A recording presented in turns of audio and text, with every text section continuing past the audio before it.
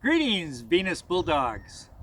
I'm honored to be here to read another one of the Reading Pig books. Well, this book is a very special book because it was written by a teacher and her class. I had done a reading of my first book, and I always encourage students to go back to the classroom and create their own Reading Pig stories. Well, guess what? Miss Jessica and her students did just that, and it was published. And it's called The Reading Pig Goes to the Desert.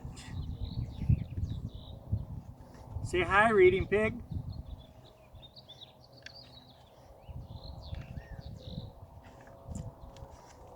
Hi, my name is Coles, and one of my favorite field trips ever was when our preschool class went to the Desert Wildlife Center.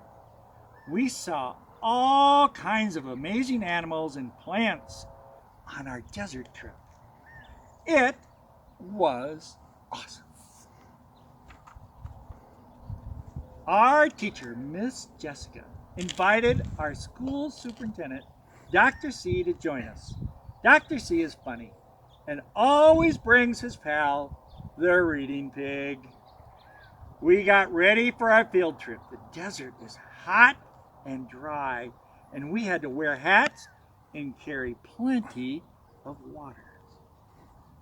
Dr. C put on his big straw hat and picked up the Reading Pig. Mackenzie, Aliana, Liliana, Rustin, Amanda, Ren, Ben, Dr. C, the Reading Pig, and I followed Miss Jessica out to the bus. The bus was huge. We had to walk up 3 big steps to get on. The bus driver greeted us with a smile and told us we could sit anywhere we wanted. Miss Jessica helped us find seats. We buckled our seats and we're off. The ride was long and bumpy, but lots of fun. Dr. C let each of us hold the Reading Pig. We sang songs with Dr. C and Miss Jessica.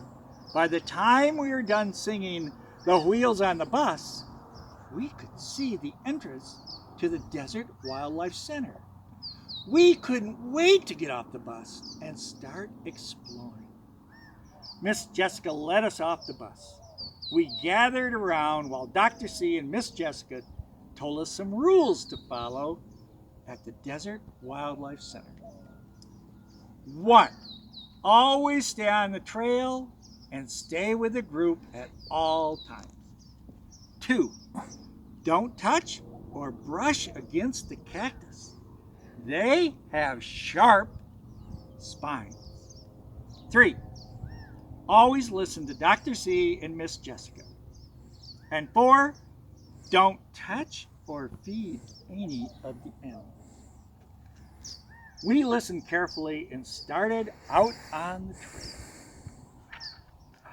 The first thing we saw was a giant cactus called a saguaro. Miss Jessica said that it was almost 40 feet tall and over 100 years old. It was full of spines and looked like it was waving its arms. My friend Amanda saw a bird peeking out of a hole in the saguaro, and Ben pointed to another bird way up high in the cactus. Dr. C told us some desert birds like to make their homes inside the big cactus. They are very safe in their nest up in the saguaro. The bird Amanda saw peeking out of the saguaro is a Gila woodpecker. And the bird Ben spotted is called a western screech owl.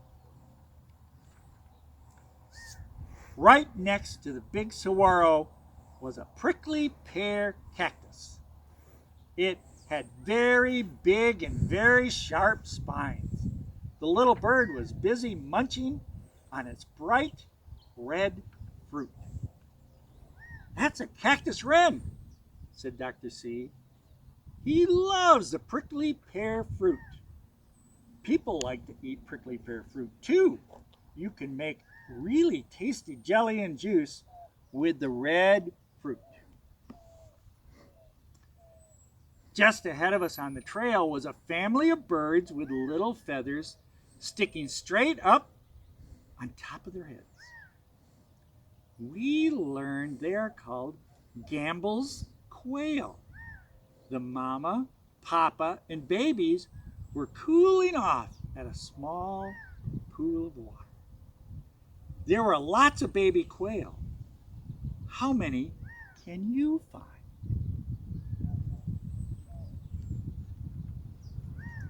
We saw some cactus with big bites taken out of them. Two funny-looking hairy pigs were busy munching on the cactus. Miss Jessica said the mama and baby were an animal called a javelina.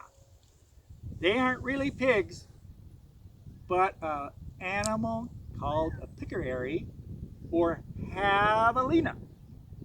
The baby javelina looked up and saw the reading pig. He kept looking at the reading pig. I wonder what the little javelina was thinking. The prairie dog village was our next stop. We saw a fat prairie dog pop up out of his burrow. Then we saw another and another and another. I wondered how many prairie dogs were living underground. Prairie dogs live underground in a series of burrows, tunnels, and entrances. The family burrows have sleeping rooms and nurseries and even toilet areas.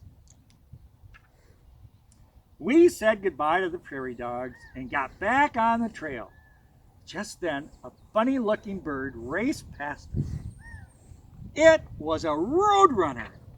They can actually run faster than people. The roadrunner ran ahead to where the bighorn sheep lived. Dr. C pointed to the mama ewe and her baby lamb high up on a rocky ledge.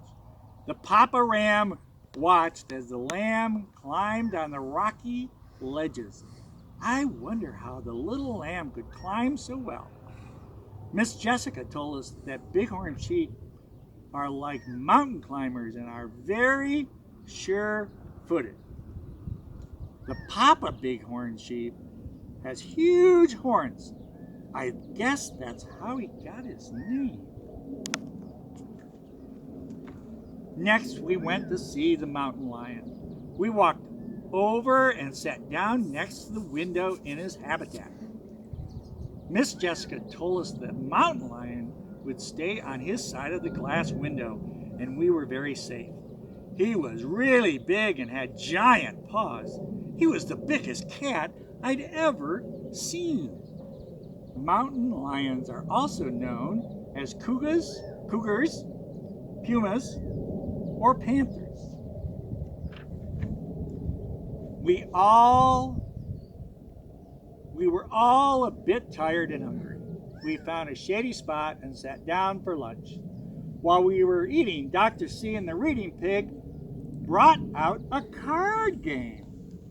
We took turns matching the words with the pictures. Soon it was time to head back to the school bus.